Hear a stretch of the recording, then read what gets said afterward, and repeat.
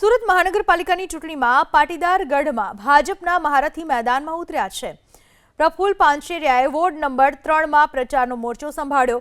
મહાનગરપાલિકાની આગામી ચૂંટણીને પગલે રાજકીય ગરમાવો તેજ બન્યો છે।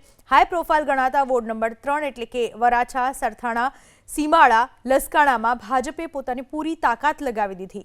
રાજ્યના આરોગ્ય મંત્રી પ્રફુલ્લ પાનસેરિયા પોતે ચૂંટણી પ્રચારમાં જોડાયા છે અને ભાજપની પેનલને જીતાડવા માટે જનસંપર્ક શરૂ કર્યો છે। મંત્રી પ્રફુલ્લ પાનસેરિયાએ વોર્ડ નંબર 3ના ભાજપના ચારેય ઉમેદવારોના સમર્થનમાં પ્રચાર કર્યો। વોર્ડ નંબર 3ને પાટીદારોનો ગઢ માનવામાં આવે છે। ગત ચૂંટણીમાં આ બેઠક પરથી આમ આદમી પાર્ટીએ આખી પેનલ જીતીને ભાજપને મોટો ઝટકો આપ્યો હતો। જો કે આ વખતે સમીકરણો બદલાયા છે। પાટીદાર આંદોલનનો મુખ્ય ચહેરો રહેલા અલ્પેશ કથિરિયાના પત્ની કાવ્યાબેન કથિરિયા પોતે ભાજપની ટિકિટ પર ચૂંટણી લડી રહ્યા છે, જે ભાજપ માટે મજબૂત પાસું માનવામાં આવે છે।